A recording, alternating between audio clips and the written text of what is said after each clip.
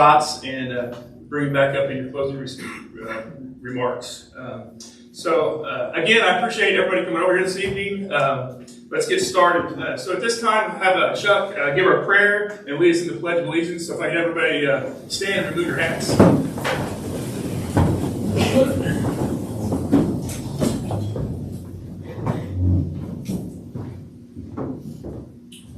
First of all, my role here is I'm the head precinct judge for Precinct 5, Palo, Pinto County, State of Texas, United States of America. And that's something at the end of the day, all the votes I sign off with my personal name. And so I take this very seriously. Thank y'all all for attending. In the name of Jesus Christ, spoken from our heart through the Holy Spirit, to your ear, Father, and according to your will, we ask these simple things. First of all, we ask for excellence from the candidates. They're here, they're putting themselves out personally. We ask for their excellence. We also ask for their truthfulness. Us listeners, we ask for discernment. And finally, we ask for our health, good health, and safe travels to our final destination tonight. Amen. Amen.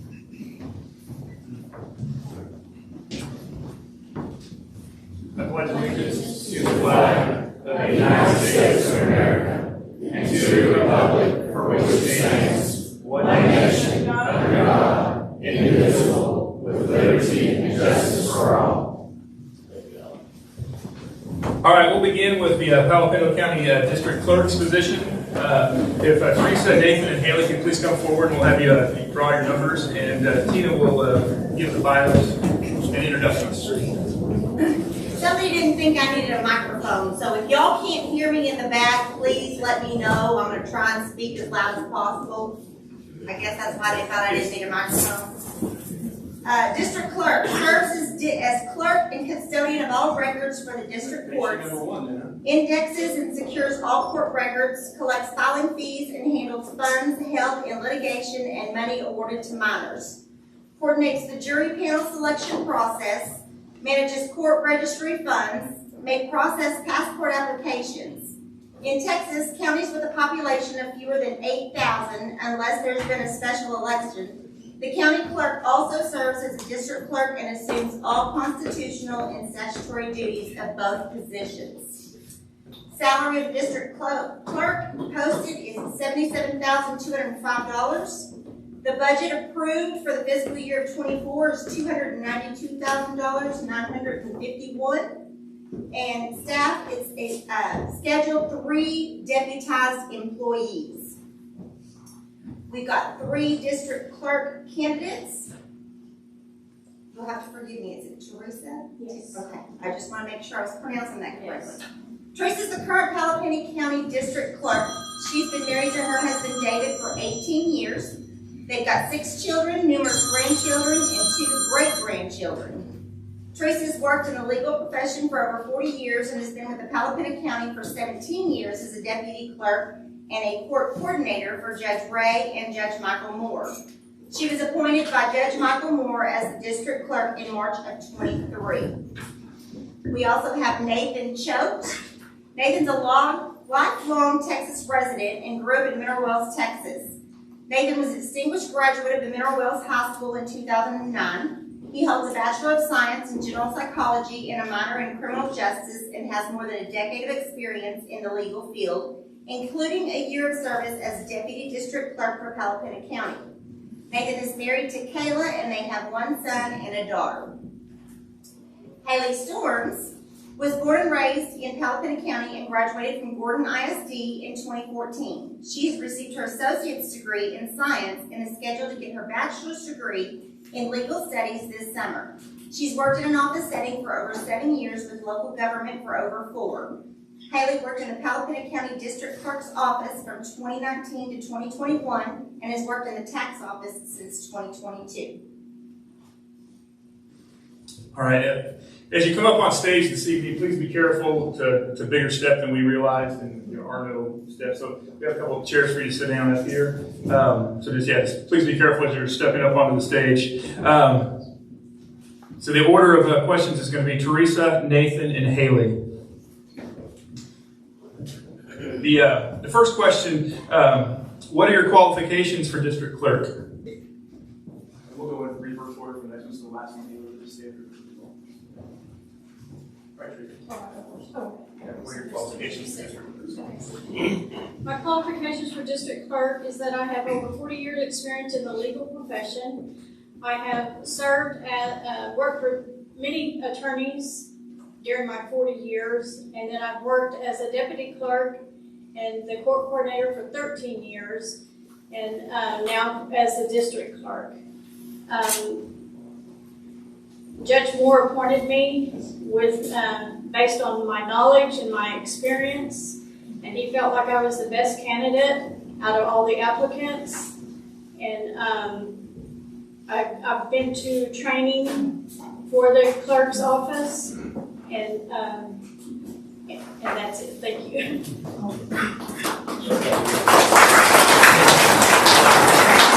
Thank you, Teresa. All right, Nathan.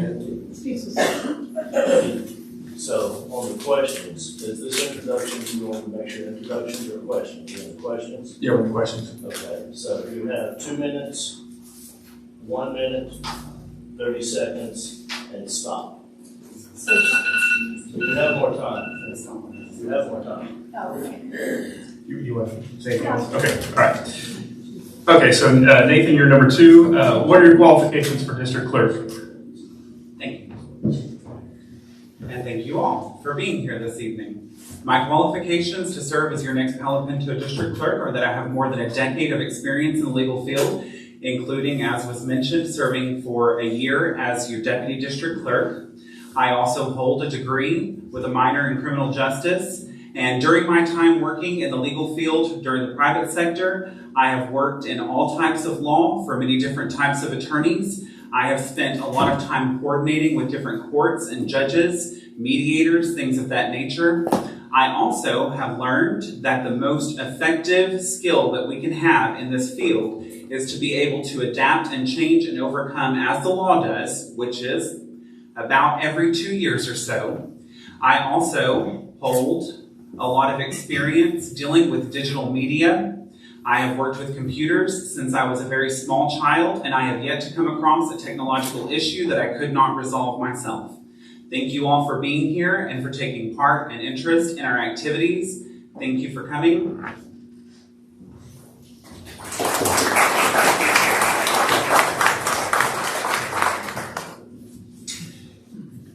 All right, Haley, same question for you. What are your qualifications for district clerk? Hi y'all, my name is Haley Storms. Thank you for coming out today. My qualifications for district clerk is that I come from a long line of civil servants. I have many family members that are firefighters, EMS, paramedics, nurses, and this is how I have chosen to serve my community, is by working in local government. I am about to finish my bachelor's degree in legal studies. I have previously worked in the district clerk's office. I worked as a family clerk, as a civil clerk, partly as a criminal clerk. This is my passion and this is my career field. If you elect me as your next district clerk, I promise to serve with integrity, honor, and hard work.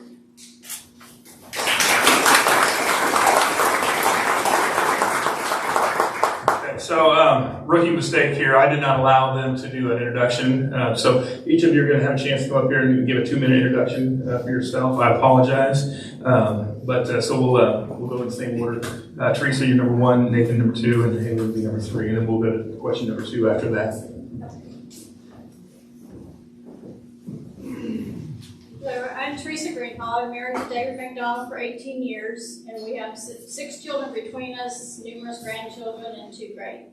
I started in the district clerk's office in 2007 as a deputy clerk, and in 2011, Judge Ray appointed me, hired me as his court coordinator, and then he retired. In 2013, Judge Moore kept me as his as his coordinator until March of 23 when he appointed me as the district clerk. I've had a world of hands-on experience with wisdom that comes from the positions I've had the privilege and opportunity to hold, from working in the law office to working as a deputy clerk, to working as a court coordinator, and as now the district clerk. I enjoy the legal field. It's all I've done my whole life since I began working, and I was fortunate enough to start law almost as soon as I got out of high school for a retired colonel, and he taught me a lot in the law field. And I think that's it. Thank you.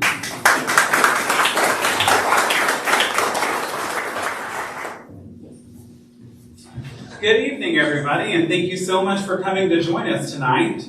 My name is Nathan Choate, and I am currently running to be your next Palo Pinto District Clerk. I would like to take a moment to thank the Strawn Chamber, as well as Mr. Allison and everyone else who conspired to get us all together here this evening. I'd like to thank my family and friends, as well as my beautiful wife, Kayla, for coming out and showing support. And I would like to thank all of you for turning out and being a part of these proceedings. I am running to be your next district clerk because I believe that the position is one that should serve the community as well as the judiciary. It is not necessarily something that I had purposed in my heart to do originally, but the Lord has put it on my heart to do, and I am doing my very best to be a willing participant. I am asking for your support by way of a vote. If you would please turn out on election day, tell your friends, tell your family that they need to do their part as well, and I'm asking for you to vote me to be your next district clerk of Palo Pinto County. Thank you.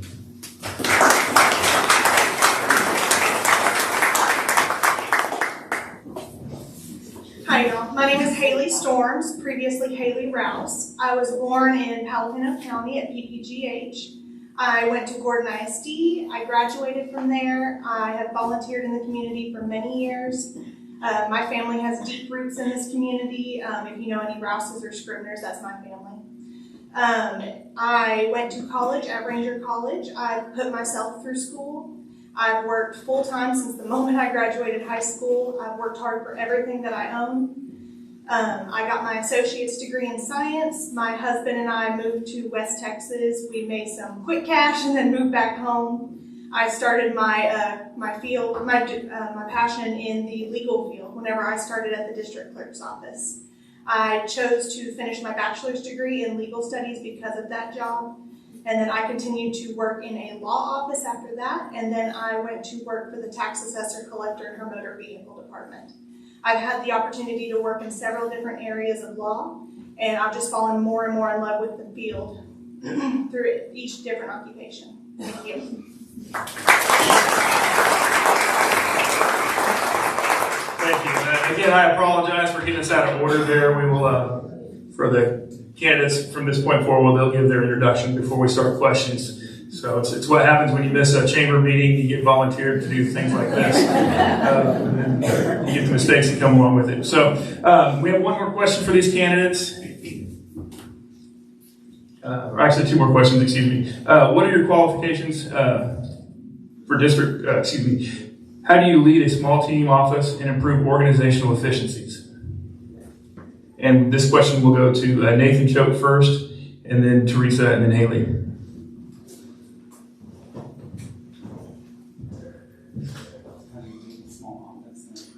How do you lead a small team and improve organizational efficiencies within the office? Thank you. The most effective form of leadership is that through example.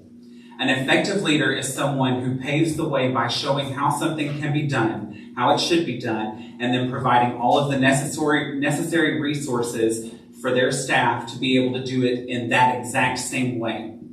In fact, I believe that any deputy acting on your behalf should be able to assist any customer with any issue in the exact same way as if the district clerk were handling it themselves. I believe that efficiency is something that comes from treating your staff correctly and making sure that they have all of the resources and support that they need. Team members typically do their best work when they feel respected, appreciated, and valued. And that is something that I will strive for each and every day if you elect me to be your next district clerk. Thank you. Thank you, Nathan. All right, Teresa, you'll be next. How do you lead a small team office and improve organizational efficiencies within that office?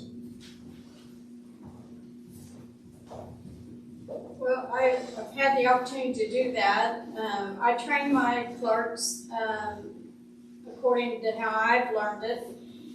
It's always worked, and the district judge has said that this office is running as smooth as he's seen it run in a long time. And I check their work daily just to make sure that everything has been entered correctly and that all the documents are in the proper place. Indexing for the clerk's office is very important, so we are going online. You can now search cases online through TexasOnlineRecords.com, and the clerks, they get the training. I have the district clerk manual, we call it the Bible. They're free to look at that. I can answer just about any question they've asked me, and if I can't, I just call another district clerk for the answer. And right now our e-filing, we do e-filing, it's all up to date and we're organized. I feel like we're organized, and everything that we do is makes the court system run smooth, and that's why I've trained them to do the job the way I know it needs to be done to make the court run smooth. After being in the judge's office, I know what he expects, and that's how I've trained them to do that. And right now we're very efficient. Thank you.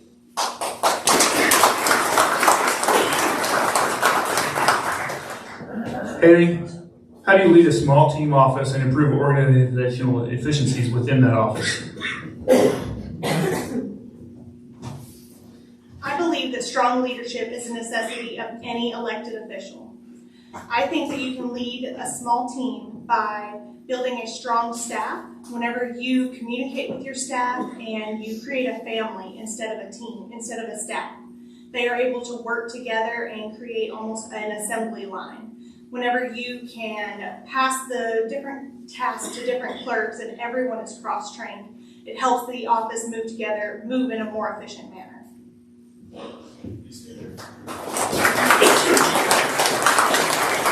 Thank you, Haley.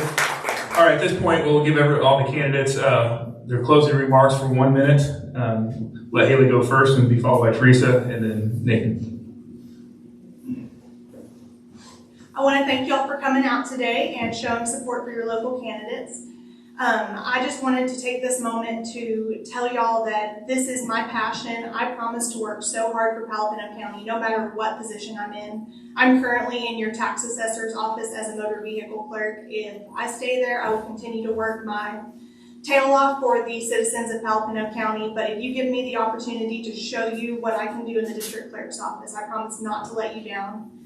I have shown my hard work, I have shown my ethics, and I truly love this county, and I just want to serve my community to the best of my abilities.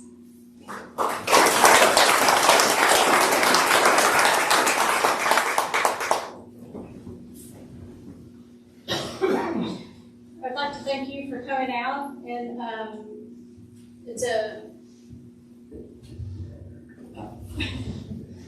okay, well, thank you for coming out, and I want to continue serving as your district clerk. It's been a privilege to be appointed to that position. I love it. I love the judicial system, and I love the way it works. And I'm asking for you to vote for me as your district clerk so that I can continue that opportunity. And thank you for your time. Thank you.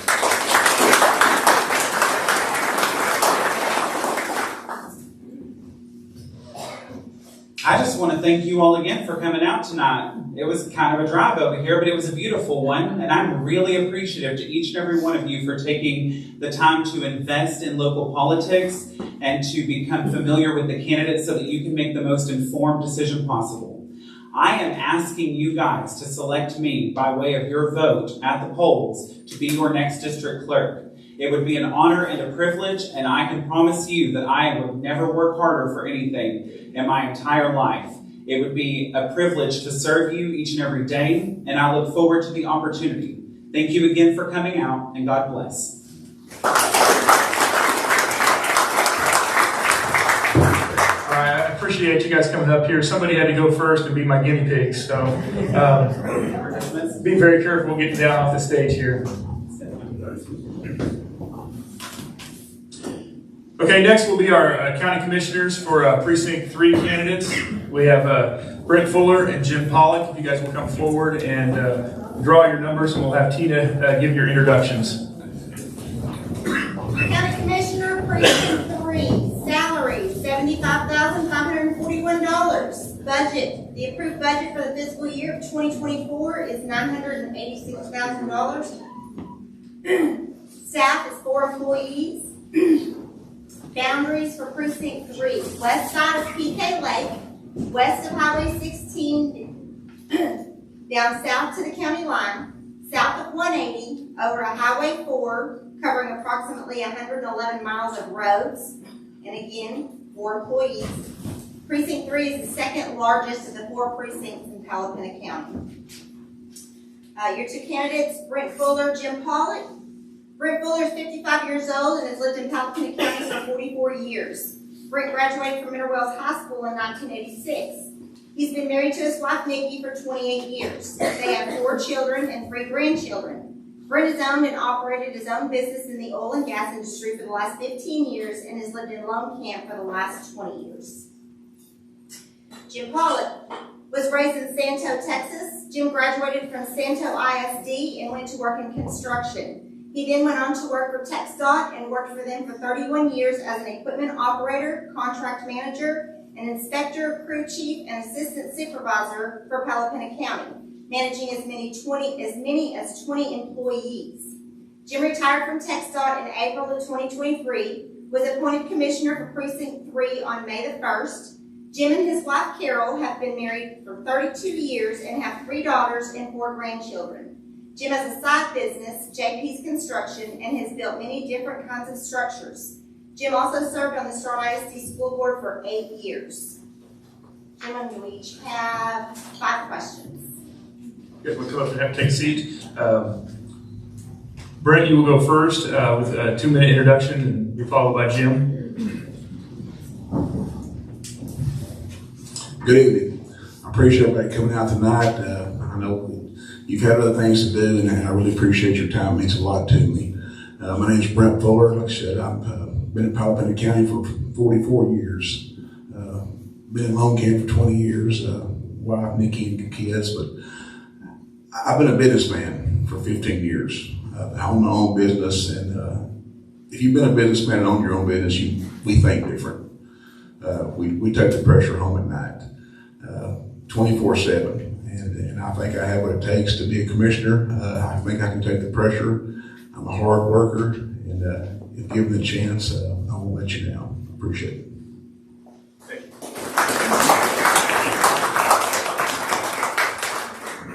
you. Good evening, my name is Jim Pollock. Well, I am the current commissioner of Precinct 3. I was nominated 10 months ago. I went through an interview. I wasn't planning on being a commissioner. I got a phone call one day from the judge. Says, "Hey, got it open. Interested?" I said, "Well, not really. I'm still working. I ain't ready to retire." Well, he said, "Well, just think about it." So I did. I went through the interview process, and he selected me. And I was like, hey, hold on. He wanted me to start the next day. I said, "No, sir." I said, "Let me check with my HR. I don't want to get fired before I retire." So anyway, I retired April 27th from TxDOT and began county commissioner on May 1st. I had a whopping 3 days retirement. But I've kind of followed him up. Well, all right, I'm done. Thank you.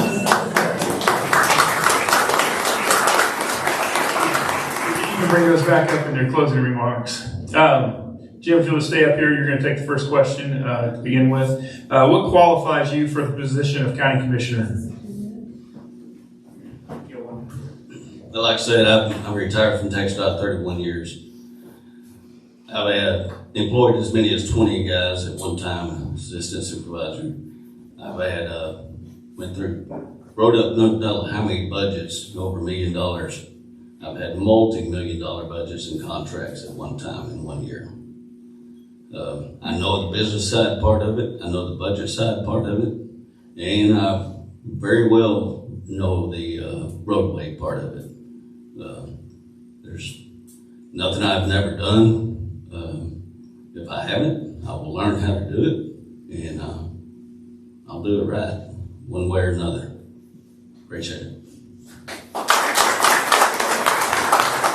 Thank you. Brent, what qualifies you for the position of County Commissioner?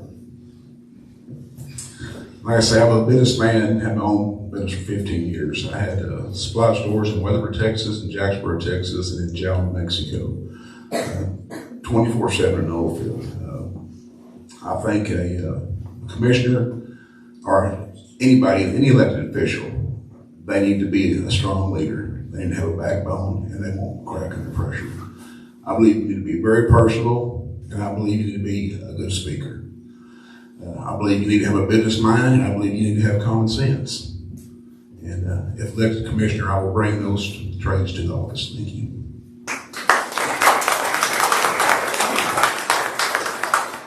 All right, thank you, Brent. With those qualifications, what's going to make you an effective leader in this role? Any effective leader, CEO or a good CEO, they want better people working under them than they are. They want somebody smarter at their jobs than they are. And I'll be the first to tell you, I'm not a roadman. You know, I'll fix my driveway, but I'm not a roadman. But the crew I'm willing to inherit if I get the job, there's two guys been there for 26 years. The foreman's been there for 13 years. They were our previous, well, not Jim, but they were Mike's crew. I think they were a dang good crew, and if I get that job, I'm not going to change that. My job is to give them everything they need to be successful. I will overlook the roads, but they will do the maintenance on the roads.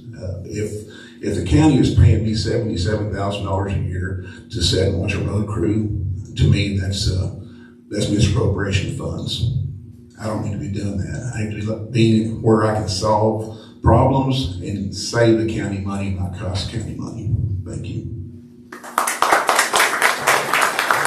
Thank you, Brent. Jim, how will these qualifications make you an effective leader in this role? Like I said, I've led many crews through snow and ice, whatnot, any kind of emergency situations. I know how to take care of when I'm solving a problem solver. That's times. I lead by example. He said, I came to the county with these 5 guys, and they looked at me, and that's like, man, here comes another politician type guy. I said, I'm not a politician. They was in mud and dirt one day, and I jumped down there with them. They was like surprised. And I said, hey, I ain't afraid to get dirty just like you. But I'm good at leading people, and I'm good at doing money. I have a budget, this last past budget. I did not spend all the county's budget. I turned it back in with a good profit still in there. So I'm not out to spend money. I'm going to do what's right, and I'm going to make it right. Thank you. All right, our third question. What do you think are the top challenges facing Palo Pinto County, and how will you address these challenges?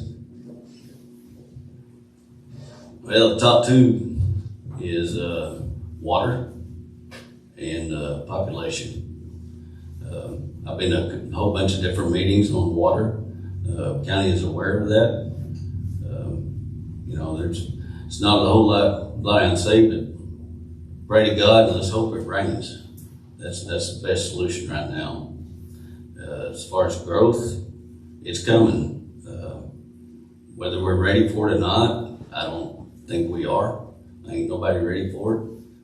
But it's, in my judgment, keep good communication with the cities, small communities, and we'll work through it one way or another and do the best we can as far as the county will let us. Thank you.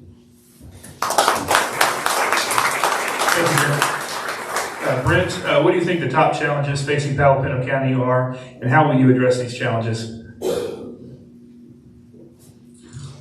There's no doubt the number one problem is water. And it's not a quick fix, folks. I mean, we get on our knees, we can pray to God every day, and then eventually we're going to get water. And I don't know if Turkey Peak Reservoir's the answer. You can dig 50 lakes behind the dam, Palo Pinto Lake, and Palo Pinto Lake does not fill up. They're not going to fill up. I think the quick fix and most economical is probably get water from Pinto through reverse osmosis. It's already coming down the river. We just got to get permits from the TEQC, and we can do that. But the growth's not coming if we don't have water. As I stated the other night, there's 200. There's a subdivision by my house on New Hill Cemetery. There's 200 houses over there, or 200 lots that were sold. And these people bought these 5-acre lots, and there's no water. It's costing Palo Pinto County millions of dollars a year in property taxes because we can't get houses built because of no water. Secondly, and the pet peeve with me and probably y'all too, is property tax. And I will never, and I said it the other night, I will never ever vote for a property tax increase. We are taxed out the ears as a society in the United States. And as your commissioner, I will never vote for a property tax increase. Thank you.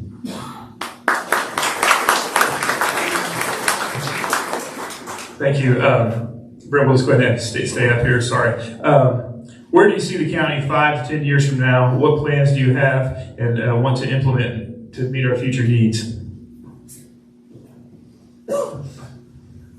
If we get water in place, we get the right structures, the right infrastructure, people are coming. Palo Pinto County is a beautiful place to live. It's a beautiful place to raise a family. We all chose it. I mean, that's why we're here. It's a beautiful place. If we can get water in place and we can get these subdivisions built, there's going to be millions of excess dollars in property taxes that we can have better schools. We can have more law enforcement on the streets. We can have better streets. But the key is the water. We've got to get the infrastructure to get the people here. That's the key. Thank you. Jim, where do you see the county 5 to 10 years from now? What plans do you have to implement those for our future needs? Well, the growth is coming. It's coming this way. It's pretty much going to come down the interstate, right down towards. We just need to, like I said earlier, keep good communication with the cities and their residents. Listen to the people of Palo Pinto County. And we'll try to resolve these issues. We'll just take them one day at a time to be able to deal with the growth and to deal with what's coming at us. I can't tell you what we're going to do because it ain't here yet. So when it does, then we'll take action and go with it. Thank you.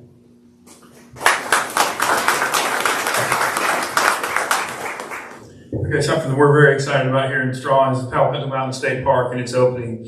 How can and will you directly assist projects impacting Palo Pinto Mountain State Park and the Strawn, Mingus, and Gordon area?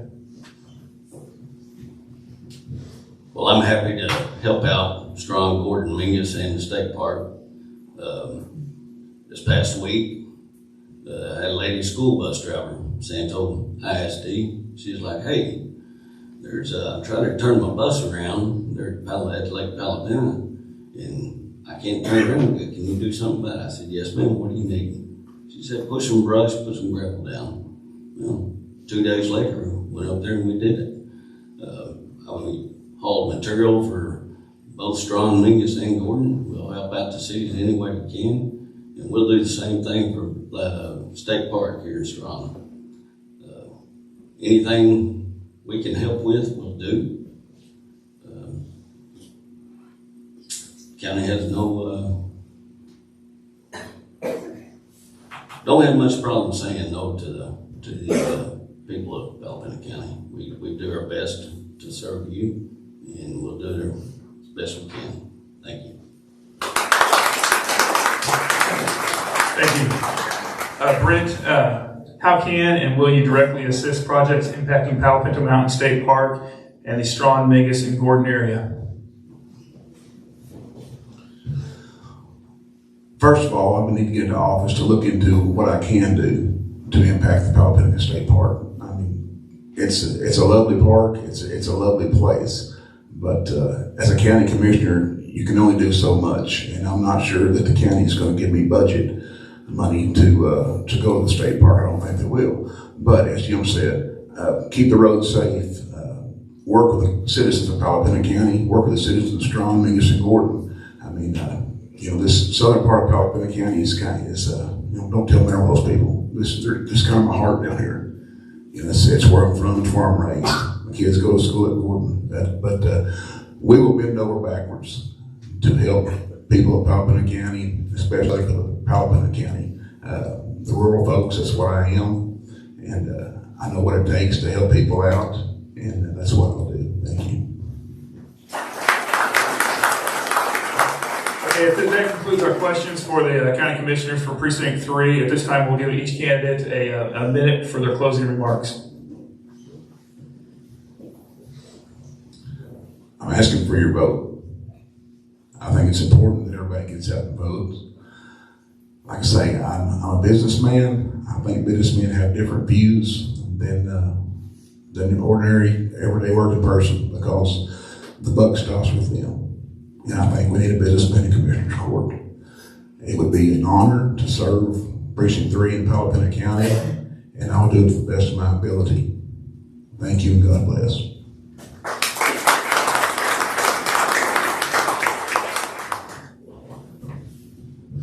I've been raised in Palo Pinto County all my life.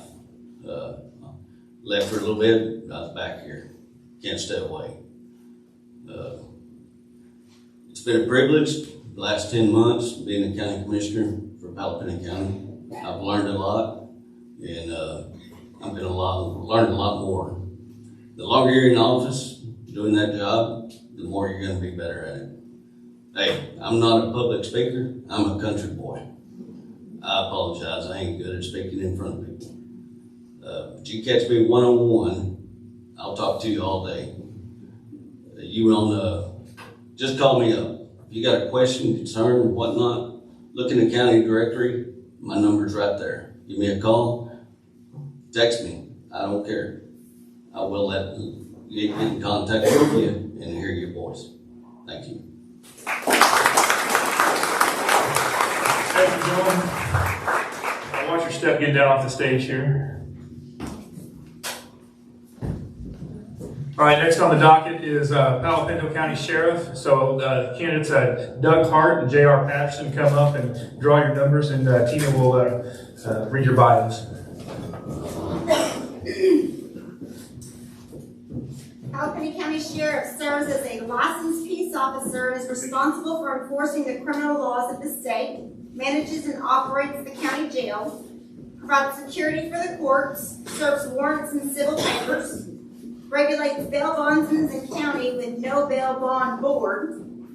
Interesting Texas trivia, while not in Palo Pinto County, the sheriff may serve as the tax assessor collector in counties with fewer than 8,000 residents. Salary. Sheriff has a posted salary of $83,368. The budget for the fiscal year of 2024 is $3,135,457. The narcotics budget, $194,582, along with the jail budget of $2,891,500. The Sheriff's Department has a scheduled number of employees of around 30, plus another 30 to 35 as detention officers and support staff. Sheriff is the overseer of the largest number of county employees. We have Doug Hart. Doug was raised in Palo Pinto County and is a proud graduate of Mineral Wells High School. After graduation, Doug enlisted in the U.S. Navy. After completing his time of service, he attended Weatherford College before beginning a career in law enforcement. For the past 22 years, he's held various positions protecting our communities. For 14 of those years, Doug led a team as a highway patrol sergeant. Additionally, he spent 6 years as a field force operations instructor where he trained over 1,000 law enforcement professionals. Doug and his wife, Christy, live in Palo County. J.R. Patterson and his wife, Sherry, have been married for 41 years. They have 3 children and 8 grandchildren. J.R. has experience as a general contractor owning his own business that constructed metal buildings and custom homes. For 20 years, he helped produce natural gas handling equipment as well as provided pipeline repair and maintenance services. J.R. managed as many as 30 employees at one time. He also spent 18 years as a Mineral Wells volunteer firefighter / rescue squad EMT, and many years working with risk youth at the county, and for 9 years as court-appointed special advocate for neglected and abused children. J.R. helped with founding of the Palo Pinto County Children's Alliance Center, which provides Palo Pinto County law enforcement agencies with the resources they need in the prosecution of crimes against children. Okay, at this time, you'll each have 1 minute for your introduction. With the draw, JR, you'll go first, and Doug will go second. And gentlemen, you'll have 4 questions each time. J.R. Patterson, 61 years of age, born in an active hospital in Mineral Wells, Texas. Lived there in Palo Pinto County, Mineral Wells area, all my life. Sheree and I have been together for 41 years. Like I said, 3 unbelievable children, 2 boys, and our daughter Lexi. The boys are with me tonight, and my daughter-in-law Jessica are here with us, and I'm glad they're here to support. Sheree and I poured into Palo Pinto County our entire married life.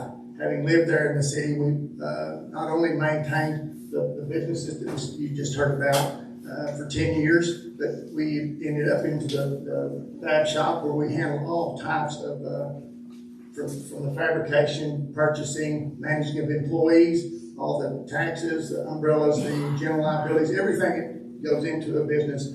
Daily we were making do and die decisions that kept that business alive, and for the employees that operate on behalf of us.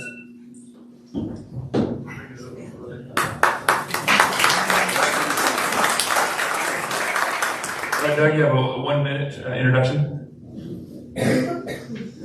I've been battling a cough for 2 weeks, so I apologize for that. But my resume is, that was pretty much it. I was a state trooper for 22 years. For 14 of those years, I was a highway patrol sergeant in Weatherford. Weatherford was a very busy area. I lived in Mineral Wells during that time. I had extensive experience in leading troopers at the Rio Grande Valley, leading troopers in high crimes task forces with Fort Worth PD, Dallas PD, a lot of leadership experience in that 14 years that I spent in Weatherford, and I look forward to the opportunity of bringing that leadership experience to the people of Palo Pinto County to help make this county as safe as possible. Thank you.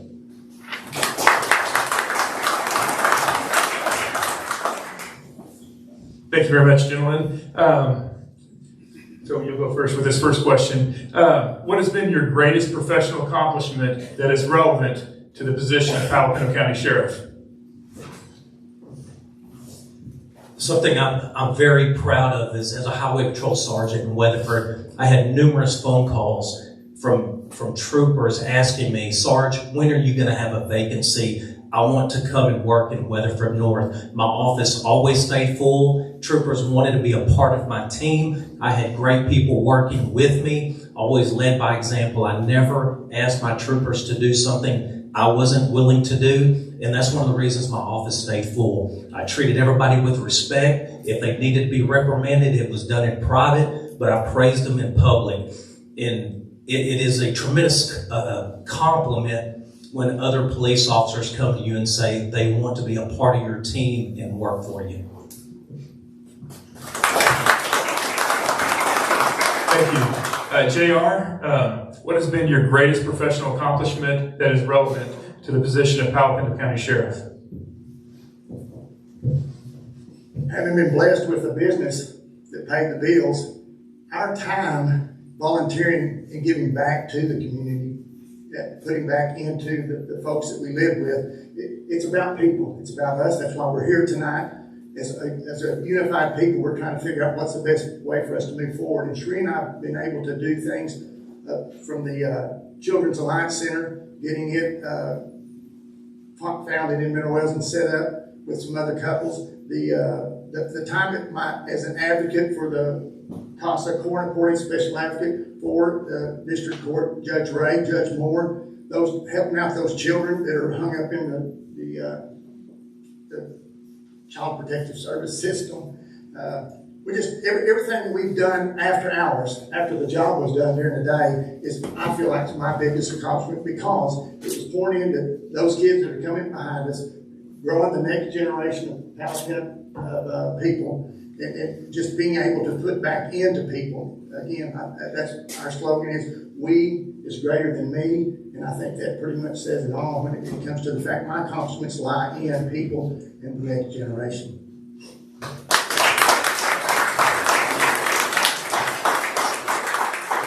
Thank you. JR, if elected sheriff, what would be your top priorities, specifically for the Strawn, Mingus, and Gordon area of Palo County?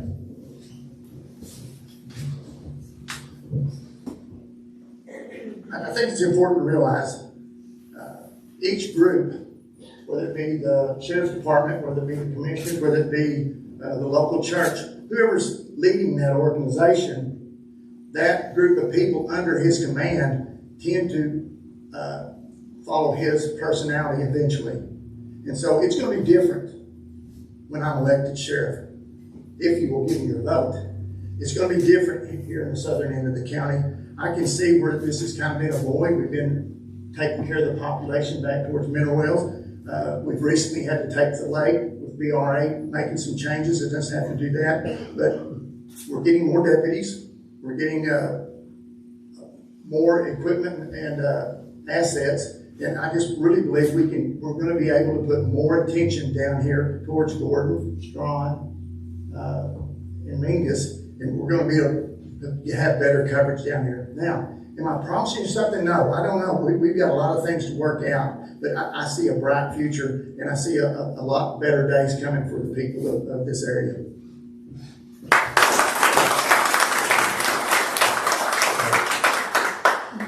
Thank you. Doug, if elected sheriff, what would be your top priorities, specifically for the Strawn, Mingus, and Gordon area of our county? I think this area is like a lot of Palo County, and it's like a lot of small towns in Texas. We have a illegal drug use problem, and what I'd like to do is work with our partners at Mineral Wells PD, Texas DPS, our federal agencies like the DEA that have unlimited resources. Let's tap into those federal funds, get a task force going, especially targeting this area. I know I've said it before, if I was a criminal, I would hit the small town areas, because unfortunately in a lot of the small town areas, the mentality is, hey, this is Strawn, this is Gordon, nothing really happens, it's a sleepy town. Well, there's crime that happens everywhere, and if we can get some of the state resources and federal resources together, it takes a tremendous amount of manpower, and it takes money to come together and have a joint task force. And it's going to take time, but also something I like to see happen. And I'm not implying anybody's not doing a good job, but traffic stops. You can make a lot of good criminal arrests when you make a traffic stop. Do some criminal interdiction. You can find people with warrants, and you can find people that have illegal drugs. And just a few traffic stops here and there would make a tremendous difference right off the bat.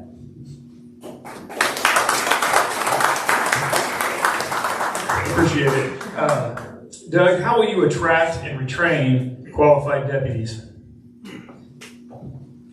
No matter what job you do, but especially in law enforcement, you want to feel appreciated and respected. My 14 years as a highway patrol sergeant, I feel we're very successful because troopers wanted to be a part of my team and part of what we were doing in Weatherford. And Palo County it's a great place to be. I think we can attract very high qualified people to come to work for the sheriff's office. Historically, people will leave a law enforcement agency for two reasons. low pay and a poor chain of command. Well, the pay is pretty good on average, and I promise no one will leave the sheriff's office if I'm elected because of a poor chain of command. I will take the time to visit with each person that works there and find out what their law enforcement goals are. I've worked for a chain of command, unfortunately, that they were not for their people first. They were for themselves, and understand what it's like to go to work and feel like you're totally unappreciated. Again, I love my time at DPS, but having that experience to draw back on, I know what it's like to go to work and not be happy, and I promise if you elect me, that won't happen at the sheriff's office.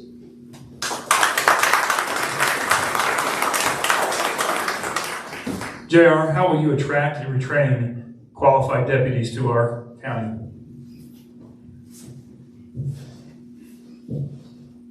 Some of you have already heard me mention it. Sheriff McGuire had started a program where he took candidates, qualified them, made cadets out of them, sent them to the Weatherford College Law Enforcement Academy. I think it's a great move. I've watched as they put out for applications and they've interviewed people, but sending these cadets to the Weatherford College and growing our own deputies seems to be a pretty good route. It's the route that a lot of the other agencies around the counties are doing. I applaud him for that.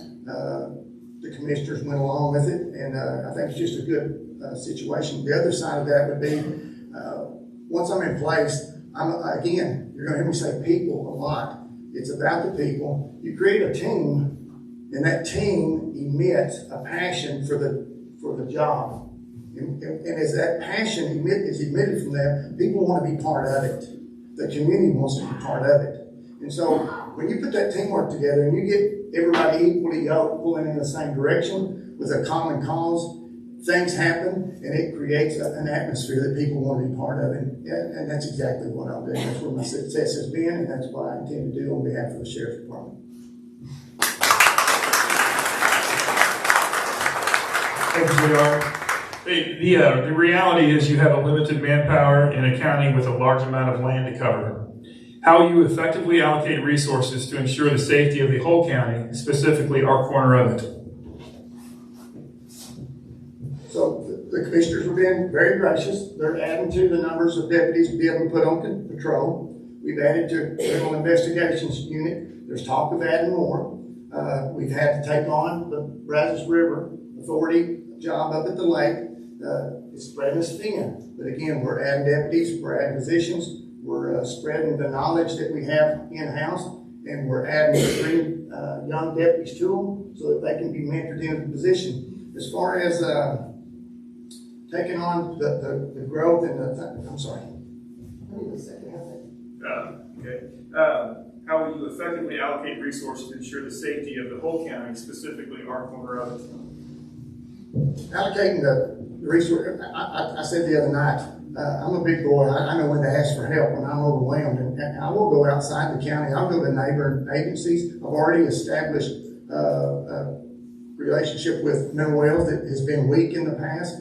Already have a great relationship with DPS and the Texas Rangers, the State Park Police, all of it. There's a huge team that operates independently in individual groups that when called together, if we train together, work together, talk together, communicate, that can all work to benefit any corner of the county when a time of need comes into place.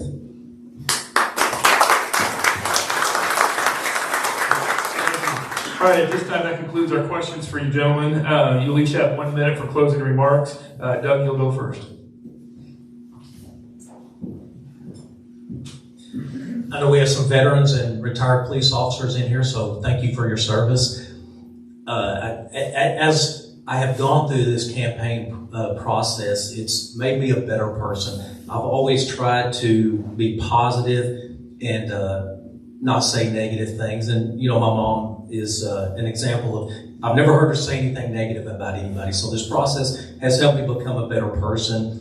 And I continue to focus on the positive, and I believe that I am the best candidate for this job. I've got 14 years of a lot of law enforcement leadership experience, and if elected, I can bring this experience to Palo County and hit the ground running. There will be a small learning curve, but for the most part, I have the experience. I believe you are looking for a leader.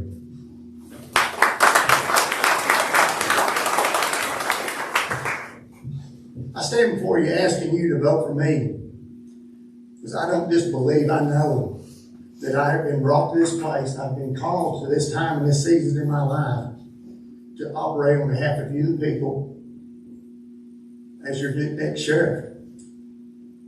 Do not grow weary in doing what's good and right, for in due season you shall reap what you sowed, if you do not give up. I've raised my family, I've run my businesses, I've done everything in my life focused on that one scripture. This run for sheriff is just another level of doing good.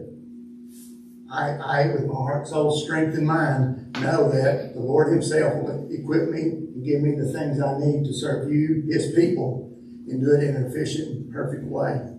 I just ask that you give me the opportunity to do so with your vote. Thank you. As I said, gentlemen, please be careful as you disembark the stage here. Everybody doing all right? Everybody hanging in there? Everybody had a late last night watching the Super Bowl and watching the Chiefs with another victory. At this point, we'll have the Palo County District Attorneys. If we have Christy and Jet come forward and draw your numbers, Tina will read your introductions and bios. District Attorney represents the state in prosecuting felony criminal cases. Works with law enforcement officers in the investigation of criminal cases. Presents cases to the grand jury. Represents victims of violence and protective orders, and represents the state removing children from abusive households. Some counties just have either a criminal district attorney or a combination of county and district attorney. In these counties, one office performs the functions of both the county attorney and the district attorney. Comptroller's Judiciary Section coordinates the payment of salaries and expenses for all state district judges, district attorneys, and other prosecutors in Texas.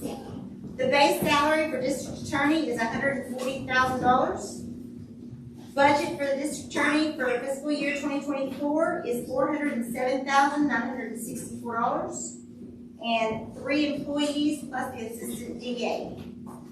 That's 3 questions. At this time, each candidate will have 1 minute for an introduction. Oh, I'm sorry. My fault.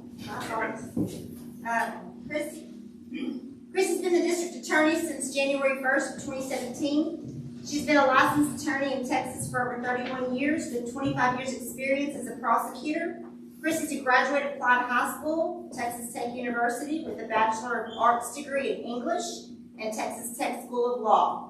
Since moving to Mineral Wells in 2009, she's participated in leadership, Mineral Wells Class 16, Zonta Envision Mineral Wells, the Republican Party of Palo County, the Palo Republican Women's Club, and the Children's Alliance Center Board of Directors. Christy is also one of the 4 founding members of 100 Women of Palo County. Jet is a 5th generation native of Palo County, graduating from Mineral Wells High School in 2004. He attended Texas A&M University, graduating with an honors degree in business administration. Jet then attended law school at St. Mary's University and began his career as a prosecutor in San Antonio. In 2014, he took a position in Erath County, where he now works as a felony prosecutor. He currently serves as a member of the multidisciplinary team responsible for combating child sexual and physical abuse, as well as the sexual assault response team. Jet also helped to found a domestic violence high-risk team, which helps victims of physical abuse to end the cycle of violence. Jet lives north of Mineral Wells with his wife Liz and their 2 sons. He's a member of Palo County Sheriff's Posse and serves on the board of directors of Texas Frontier Trails. Jet was chosen as Mineral Wells High School Distinguished Alum in 2014. Thank you very much. Tina's a team player. She probably did it on purpose to make me feel better. So at this time, we'll have each candidate come up and give a 1 minute introduction.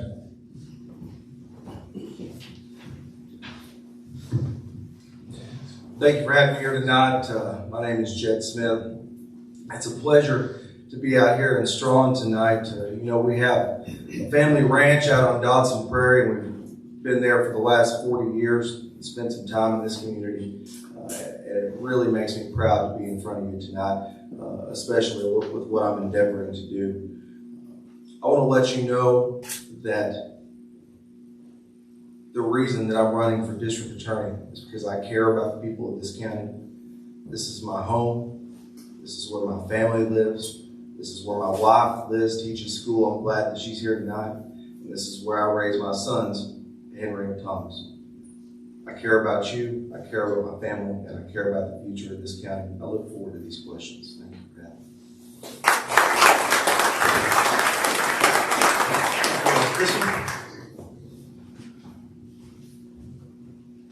Good evening. Thank you all for being here. It is so good to see people who come out to these forums so that you can learn about who we are as the candidates and make an informed choice when you go to the polls. And really, I want to thank the Strawn Chamber of Commerce for the hard work that I know they put into making this forum go smoothly tonight. They're all volunteering their time, and we all, as candidates, really appreciate that as well. I am here because I'm asking for your vote to be reelected as your district attorney. I do have over 31 years of experience in criminal law here in Texas. My entire practice has been devoted to the practice of criminal law. I have tried cases from every level, from Class C all the way up to capital murders, and I've tried all of those types of cases more than once in my career. I believe that I have the experience and the training and the dedication necessary to do this job well, and I believe that our office has done this job well for you for the past 8 years, and I'm asking for your vote to continue to be your district attorney.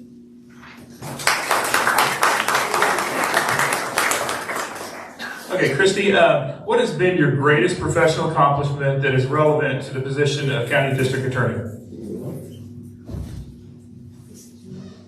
I believe my greatest professional accomplishment has always been representing and fighting for justice for the child victims of abuse that we have everywhere that I have worked. That has been one of my passions and one of my focuses of both my training and my trials. And I'm also extremely proud of the fact that I have assembled such a strong team to help me to accomplish that goal. I have, as you heard, an assistant district attorney, and his name is Kason Mobley, and he has over 19 years of experience as a lawyer, and over 17 of that as a prosecutor. So he brings to the table a whole lot of talent on his own. I've also got Tom Seaton as my investigator, and Tom has over 13 years of experience as a law enforcement officer, and he has investigated all levels and all types of crimes, and one of his passions as an investigator has always been crimes against children, and he is a very active assistant to me and to Kason in doing that work. We have also Adina Morris, who besides being our office manager is our victims assistance coordinator, and she does such an amazing job of working with the families, the victims and their families of crime, especially violent crime and child abuse crimes. And that gives an invaluable service to every one of you in the community. And if you ever get in the position of being a victim of crime, she will be the person that you would directly work with. And then we have Cherie Henderson, who has stepped up and not only learned her job as our legal assistant, but she is also learning to be an assistant, a victims assistance coordinator. And I think those people and assembling that team for you, the citizens of Palo County, is one of my greatest accomplishments. Thank you.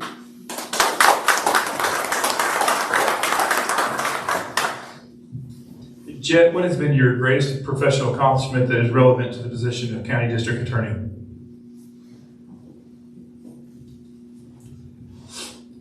Thank you. When asked this question at a previous forum, a singular event came to mind, and I want to relate that to you tonight. One of the things that I do is make myself available to law enforcement day or night should emergencies occur. And in 2017, I was called out to a local apartment complex in the early hours of the morning on a day in December. I remember it was freezing cold. I learned that a young woman, a 17-year-old by the name of Jamie Hoagland, had been shot in the face by an unknown assailant. I worked there on scene with law enforcement. And it was pretty scary because for a while, we had no idea who did this and no idea whether we had a random shooter just running around.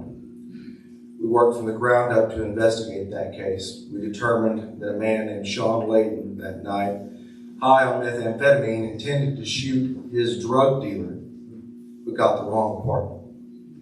Jamie was paralyzed from the moment that she was shot in the face. Prosecuted Sean Layton got the maximum sentence of 20 years in prison for the crime of aggravated assault, which unfortunately was the law in Texas at that time. The most that we could give Sean Layton was 20 years.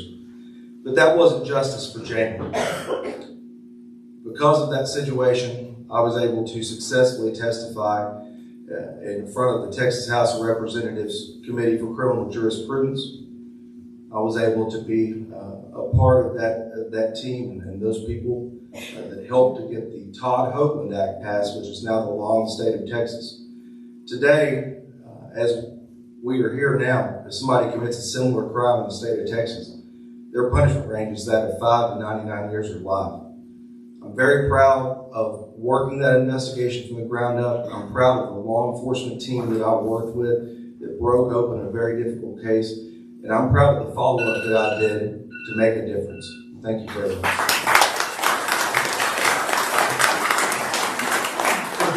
Yeah, we're going to have you stay up here. I'm sorry. What would be your top priorities if elected to district attorney?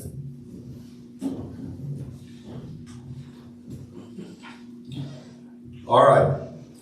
There are 3 things that need to be changed immediately for positive improvement in the district attorney's office. The first thing is the DA's relationship with law enforcement. A district attorney cannot function unless they have a great working relationship with law enforcement. That goes back to the example that I just gave you. Our law enforcement ought to be able to call the district attorney at any time, day or night, and get help should they need it. They should make themselves available. The district attorney's office should have an open door policy, and the district attorney should take the time to build those relationships with each law enforcement agency so that they know when times get hard, when things get difficult, or when you have to have those difficult conversations, the DA is always on your team. Secondly, there's a docket backlog in Palo County. I ran the numbers from the district clerk's office the other day. There are currently 496 cases that are indicted pending trial on the docket. That is a number that is going to take no small feat to draw down. I intend to work hard with the team that I have and make a difference in that docket backlog. Lastly, the district attorney's office needs to be one of professionalism and respect. Everyone that deals with the district attorney's office needs to know that they're going to be treated with courtesy, efficiency, and respect, whether that be the new police officer on patrol, all the way up to members of the court or opposing counsel. If I'm elected district attorney, those things will change immediately. Thank you. Thank you, Christy. If elected, what would be your top priorities if you're elected to district attorney? If you re-elect me as your district attorney, my top priority is to continue serving you, the citizens of Palo County, just as we have done for these past 8 years. It's important that you understand that my job as district attorney is as the top law enforcement officer of Palo County. And to do that, I have to set some standards and keep some standards that you as the citizens of the community have asked me to put in place. And that's what we have done since I took office. I believe part of the reason I was elected is because the last DA before me was doing the easy thing, not necessarily the right thing in handling his docket.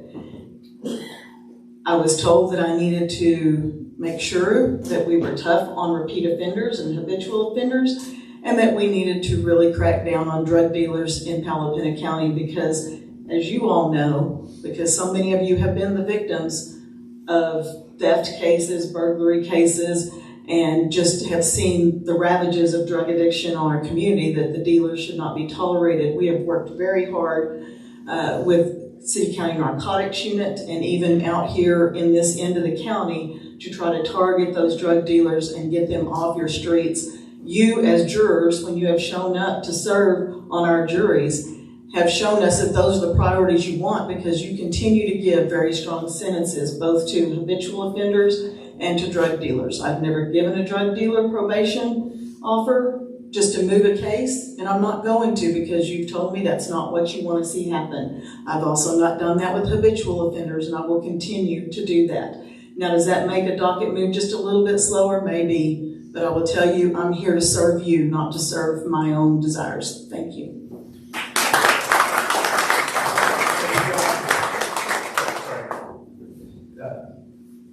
We live in a fast-paced world with quick changes. What are the trends you expect in the upcoming years, and how will you prepare your office for them? Absolutely. I think it was Nathan who said that the law changes every couple of years, every time the legislature meets. Throughout my career, I prioritize not only education of myself and my staff and law enforcement, but I've also prioritized collaboration with both law enforcement professionals and the others in my profession as prosecutors. I've done that by serving on various committees, both locally and statewide. I am right now the president-elect of the Texas District and County Attorneys Association, which is an association of over 6,000 members of prosecutors and their staffs throughout the state of Texas. I've also served on the Texas Children's Justice Act Committee, which is a statewide committee that was designed to administer grant funds to help improve the investigation and prosecution of child abuse cases. I've served on the Sheriff's Association of Texas cold case team as well. And I tell you these things because what that does is it prepares me and educates me to be on the forefront of what are the changes in laws. Because I haven't just gone once to the legislative sessions, I've gone year after year that I have served as a prosecutor. And as part of the TDCA Association, we work on legislative issues all the time. We also work on being on the forefront of forensic sciences and digital evidence, and also child and sexual abuse and human trafficking. Those are all things that I've been able to focus on through my service on these statewide committees, and what that does is help me to bring the newest and the best information back to prosecute those crimes for you, the citizens of Palo County. Thank you. Thank you. Janet, we live in a fast-paced, ever-changing world. What are the trends you expect in the upcoming years, and how, if elected, how will you prepare your office for them?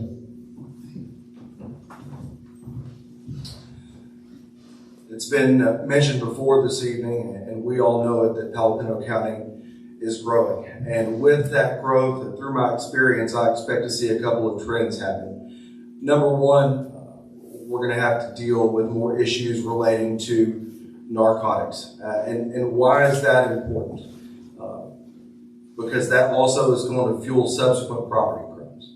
Now, when we talk about narcotics, what I currently do is work with a joint narcotics task force that's also attached with somebody at the DEA. Over the last 3 years, we placed over 40 drug dealers in hardcore federal prison and gotten them out of our community. I hope to be able to do the same here in Palo County. Fentanyl is also an issue that we're going to have to deal with. I know coming across my desk, I have a case right now where there's methamphetamine associated with fentanyl. It is a poison, it is dangerous, and it can kill our kids, basically. We're going to have to deal with that moving forward. I have the experience to deal with it. Secondly, property crimes. As our population grows, we're going to deal with property crimes.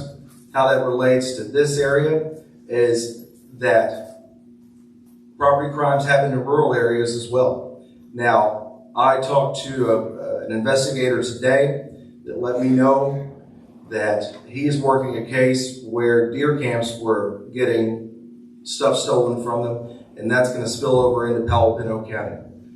Why is that important? It relates back to you have to work with your law enforcement and meet with them every day in order to figure out what's going on and stop these trends before they get out of control. Thank you.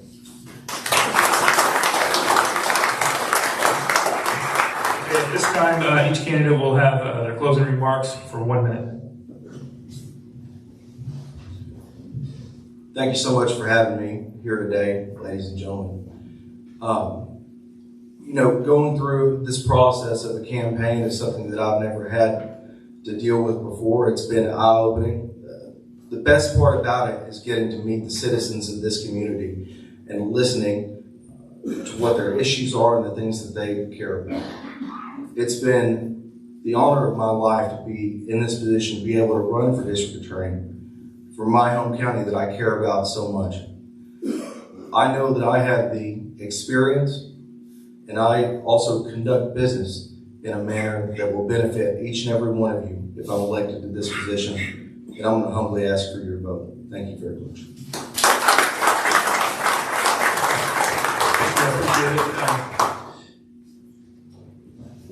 Go ahead and have your closing remarks right now.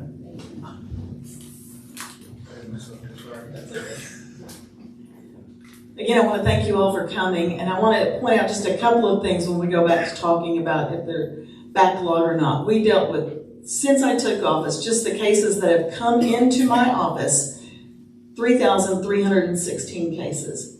So to only have 496 pending at this point in time, I think shows how hard we work in my office. Also, you need to understand that some of those numbers come from people that we have outstanding warrants on, people that we have revocation warrants on. And so when we're talking about the cases that are actually going into court every day, it's less than that number. We also have a general jurisdiction judge, and that judge has to hear every type of case, civil, family, and criminal. So we get 1 day a week to deal with felony cases in this county and 1 trial a month, and that's it. So we work very hard to make sure that we are moving these cases as efficiently as possible while upholding your standards that you have shown us through your jury verdicts to be tough on crime in Palo County. I'm asking for your vote, and I want to thank you again for being here. I appreciate it. Be careful, you're stepping down off of the...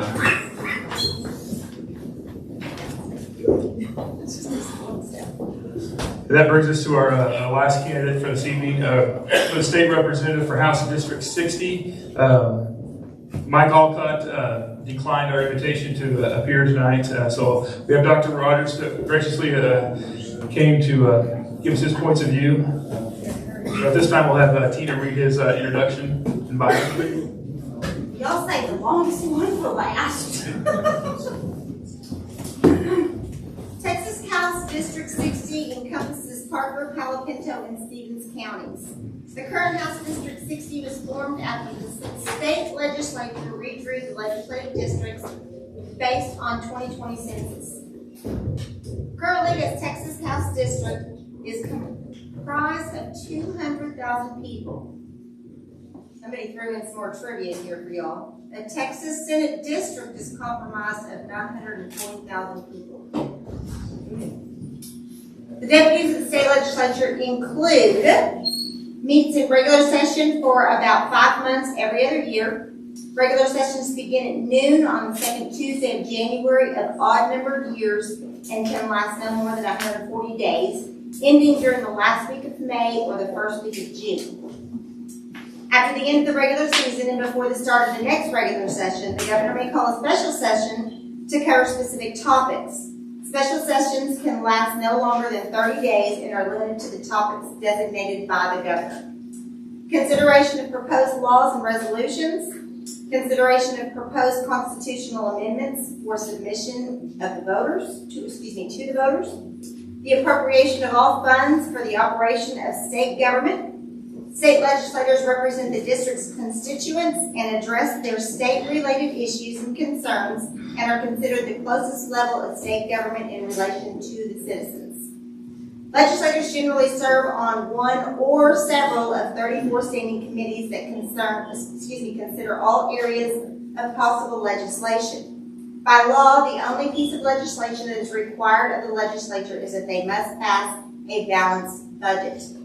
Members of the Texas House are paid $7,200 annually.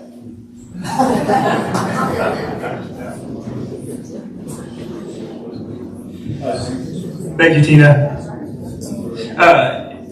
This time we'll have Glenn give a 1-minute introduction.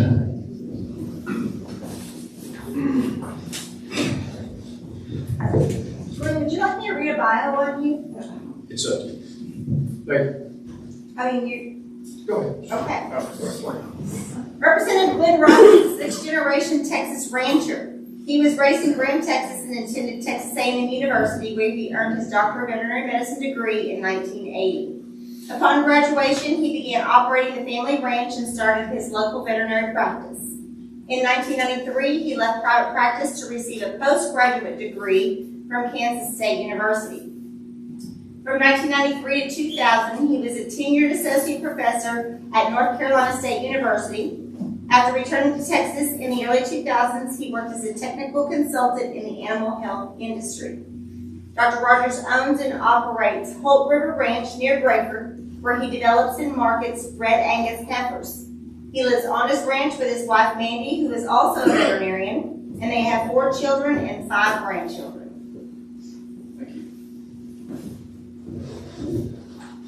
So I'm a citizen legislator. I'm not a career politician or a career activist. After 40 years as a veterinarian, and I had several successful careers as a private practitioner, as a university educator and a consultant, I decided to give back to this area and the state. We've had the 2 most conservative sessions in the history of Texas in my 2 terms. We passed the largest property tax increase in Texas history. We recorded or had the funding for the border. We set a record for funding, $6.6 billion. We had the strongest immigration law ever passed by a state. We passed laws to stop the woke agenda. And I will always support local schools and students. I always have and I always will. And I was elected by you. I wasn't elected by any billionaires or state officials. I was elected by you, and thank you for your vote.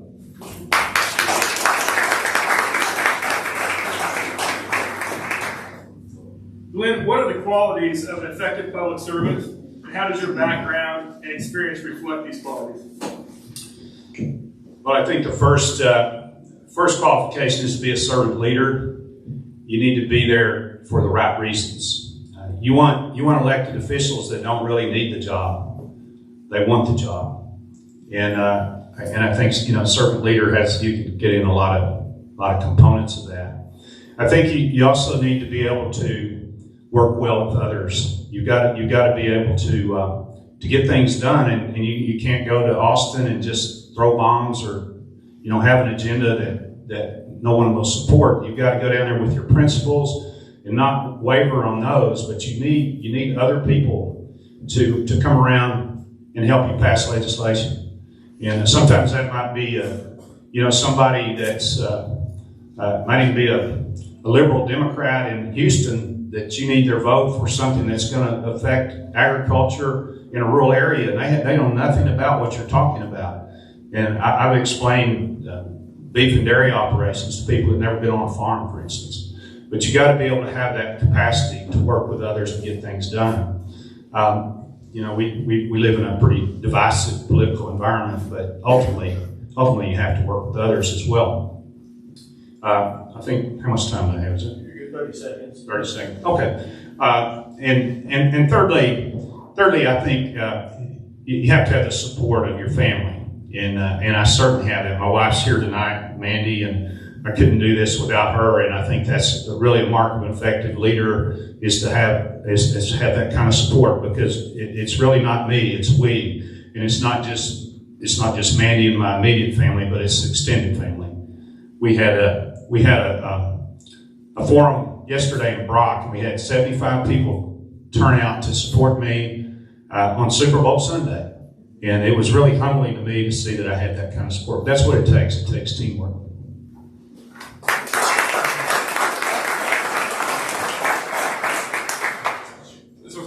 so I'll step up here.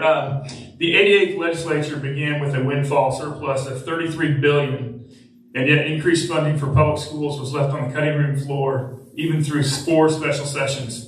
Based on your conversations with superintendents in Palo Pinto County, if elected, what will be your focus going forward regarding school finance? Well, first of all, I want to say it was a good session for retired educators. We got the first COLA in almost 20 years, and we also got a one-time supplemental payment. Disappointed in what happened for active teachers, but let me tell you what did happen, regardless of what you may get in some mailers. So we had a bill, HB1, that had teacher pay raises, and it also had funding for school security, and it had a voucher. So the voucher kind of held that hostage. And we voted to strip that voucher off that bill. And 88% of the people over the last 2 sessions, hundreds and hundreds of emails, texts, and phone messages told me that that's what this district wanted. They did not want vouchers, and so we voted that. But we never actually got the opportunity to vote on a bill just for teacher pay raises, because it would have passed. In fact, the HB1 that was left after the voucher was stripped off would have easily passed the House, but we didn't have the opportunity to vote on it. Next session, we will come back and approve teacher pay raises as an individual vote. Same with school security. There's no reason why it should be held hostage by vouchers. Vouchers need to be standalone, and if they pass, they pass. But I think the idea of making it tied in with these others is not a good process. Thank you.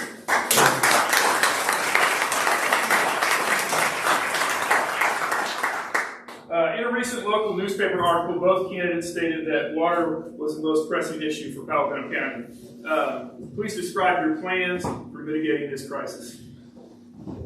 Well, first of all, I lobbied really hard to get on the Natural Resources Committee. It's a hard committee to get on. So I'm now on the House Natural Resources Committee, which oversees all the water resources in Texas, TCEQ, Texas Water Development Board.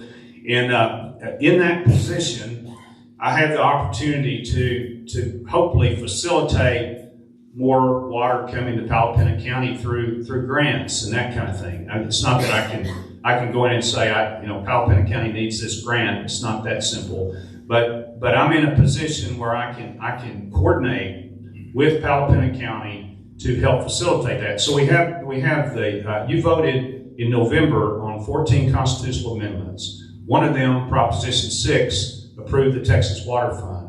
We now have well over $1 billion that's available for additional grant money for leaking pipes, for new water,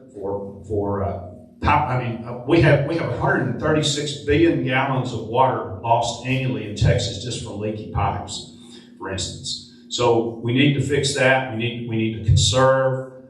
We need to look at new technology. Certainly desal is one that we're going to have to use more and more in the future. We need to move water from east to west. There's plenty of water in eastern Texas and states to the east of us, and they want to sell us water actually. So I'm also been involved in trying to develop a long-term plan. And when we get there's so much involved in water. It's so complicated. I thought church politics was bad until I got into water politics, and that, believe me. But the first thing I do when I get elected is we're going to have town halls all across the district where we're going to educate, correct misinformation, and then we're going to try to develop some plans that you help us develop on what we can do for short and long-term solutions.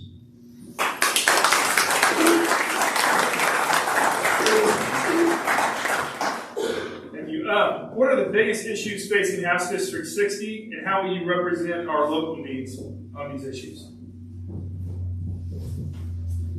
Well, we've already talked about water, so I'm going to leave that one out. But 3 other issues. I'm going to start with the border, and then continuing to lower property taxes, and then our public schools. So we're all on the border.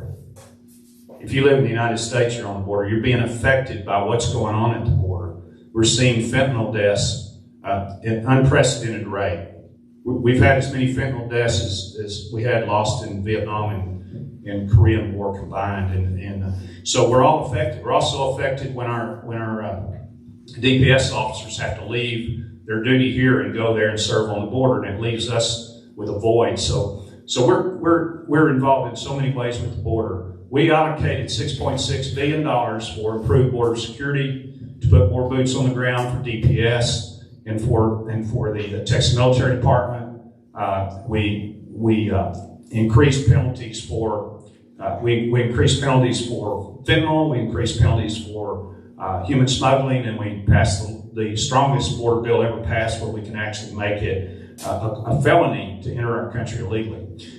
In regards to property taxes, we have the largest property tax cut in Texas history, and we'll continue to work on that. That $18 billion cut was unprecedented. We want to continue to lower property taxes even more. And then we've already kind of talked a little bit about schools. I only have 15 seconds now, but I could talk all day on our public schools, how important they are to our small communities. They're the backbone of our small communities. And when we're taking up for public schools, we're taking up for rural Texas. And that's why I'm in the Texas House.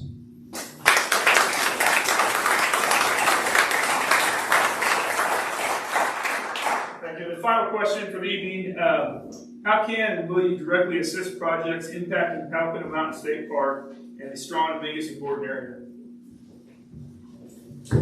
Well, we're excited about Palo Mountain State Park, first park in Texas in 25 years.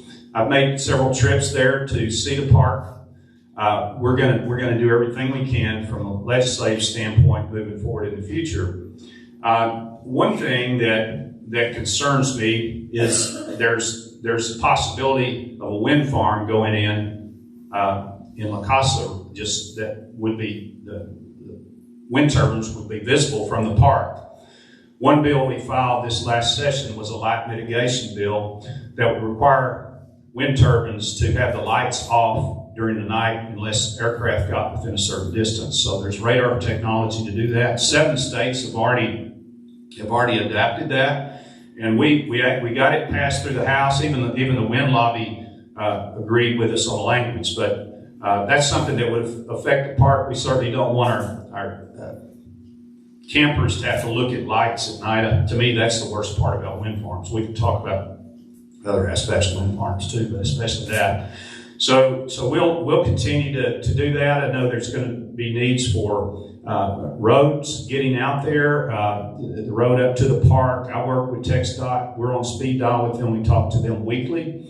And my district director, Gary Norman, is really good at these individual projects in the district. We'll continue to do whatever we can to help with that process. It's just such a wonderful opportunity. We're going to have 100,000 visitors a year, conservatively, going to this park, and it's going to really be a boon for Palo County and Strong.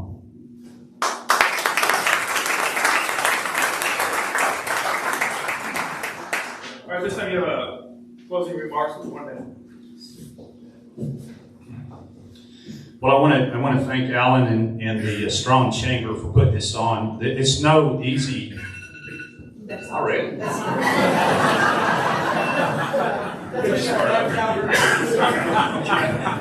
Wow, that went by fast. So anyway, I just wanted to thank everyone for being here. This is such a wonderful event where you come and you hear people who devoted part of their lives to serve, and I really appreciate all the candidates for what they've said.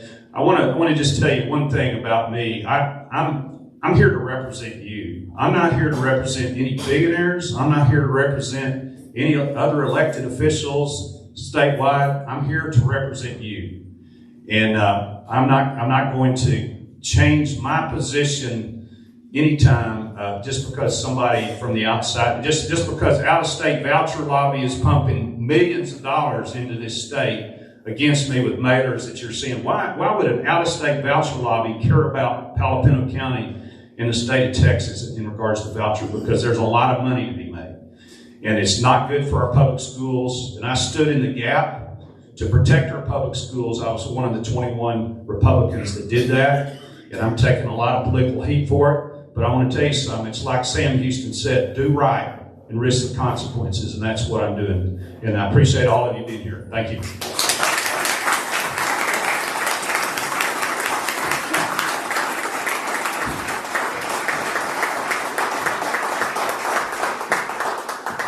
We'd like to thank all the candidates for coming out this evening. I'd like to thank all of you for coming out this evening. This concludes this evening's forum. It's been a pleasure serving as your moderator. I'd like to remind everybody that Tuesday, March 26th, the circus will be coming to town. We'd like to see all you come out to the circus. It's a lot more fun than this politics. Bring your grandchildren.